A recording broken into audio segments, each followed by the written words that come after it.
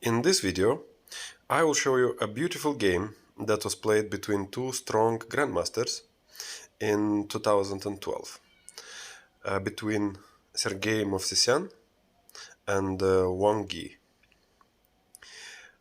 This game I found in the brilliant and very interesting book by Boris Gelfand, Positional Decision Making in Chess. So, d4, d5, c4, c6, knight to c3, knight to f6, e3, and a6. So this is the Chebanenko variation of the Slav defense.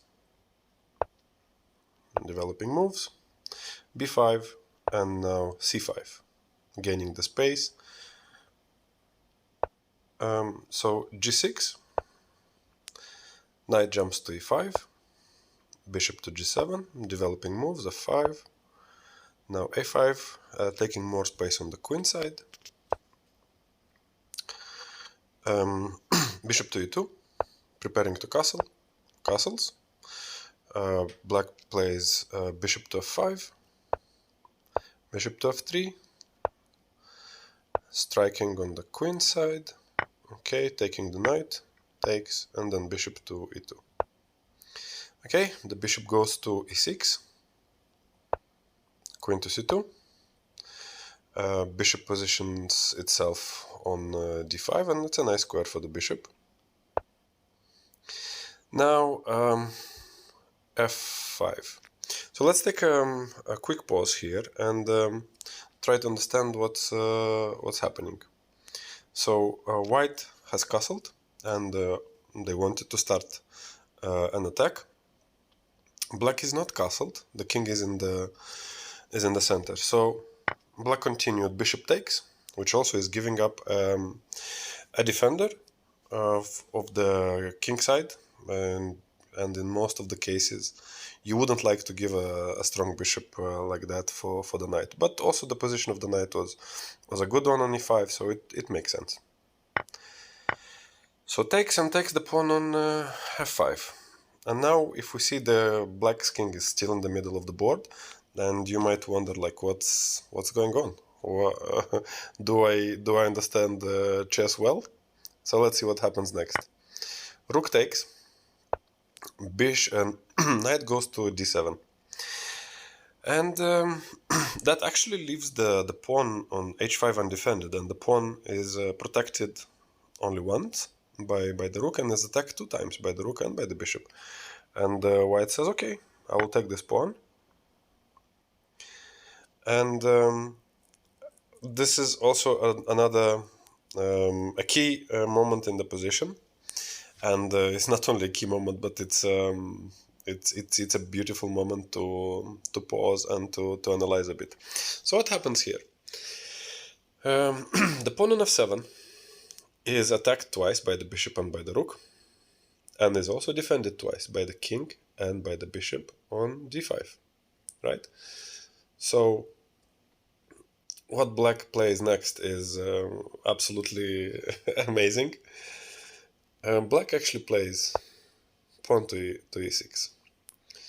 And what does that do? That cuts the protection of the pawn on f7 by the bishop, only leaves the king as a defender, and it's still attacked by the rook and by the bishop. So what's really going on here? Black is just giving up the pawn. Is it a blunder, or is it a calculated move? Because by also capturing the pawn with the bishop, which white does, black loses the right to castle and it's stuck in the middle.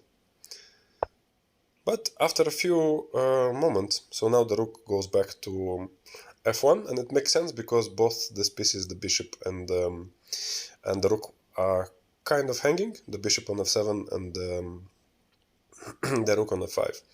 So black retrieved one piece and still keeps protection of the other piece.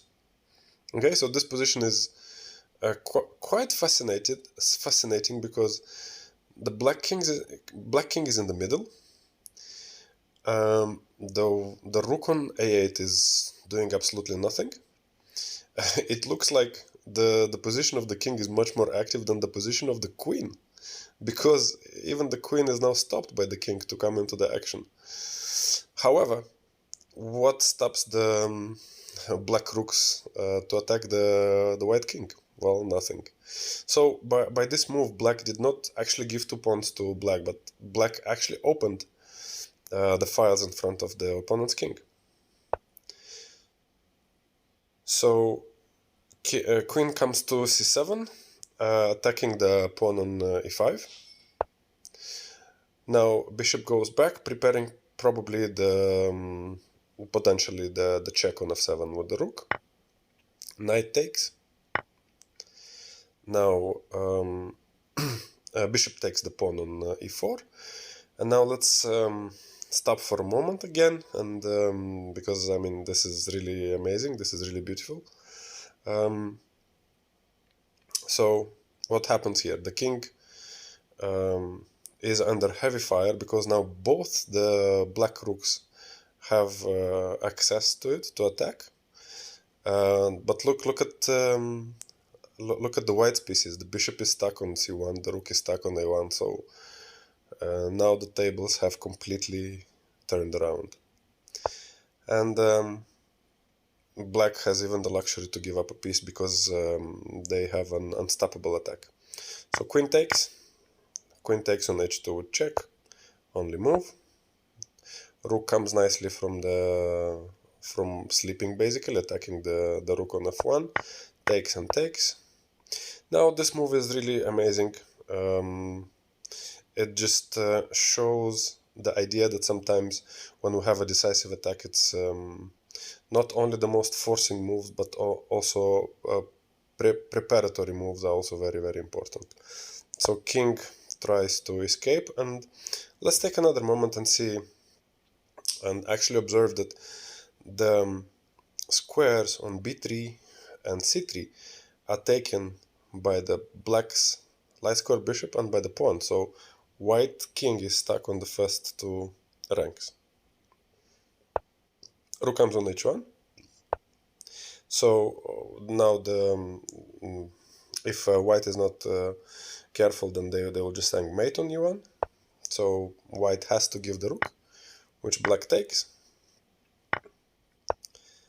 And now this is an attempt to just keep checking the black's king, but of course black king has an escape route.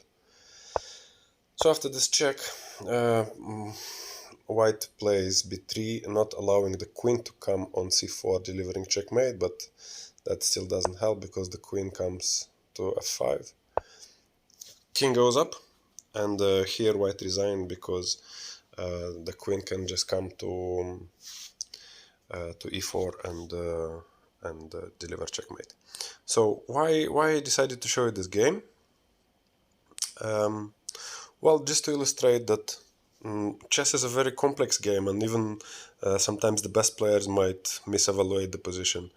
And sometimes the decisive factors is how fast can a side bring its pieces into the attack versus how fast the other side can regroup its defense. It's also very instructional to observe the idea of how many pieces you have versus how many pieces are active. So in this case, activity was a very, very important factor. And by the way, the Chinese Grandmaster Wang Yi, he had the same start of the game up till he played h5. That was a deviation from his game with Boris Gelfand, where Boris Gelfand had the white pieces, and he managed to beat the Chinese Grandmaster in a in an 80-plus game. This game can also be found in Boris Gelfand's book, Positional Decision Making in Chess. And also there's a nice video by Niels Grandelius covering that game. I highly recommend you to check that video on YouTube. It's really, really nice. But even more, I would advise you to, if you happen to have a copy of that book, to find that game and to analyze it the old-fashioned way, just with the chessboard, or maybe with any analysis board, like myself. I did it on only chess, just to discover yourself the beauty of the game, and then check the analysis of Niels Grandelius. Either way would be fine, and if you have any ideas, let me know in the comments, or maybe don't let me know in the comments. So yeah, I hope you enjoyed this video. Bye for now.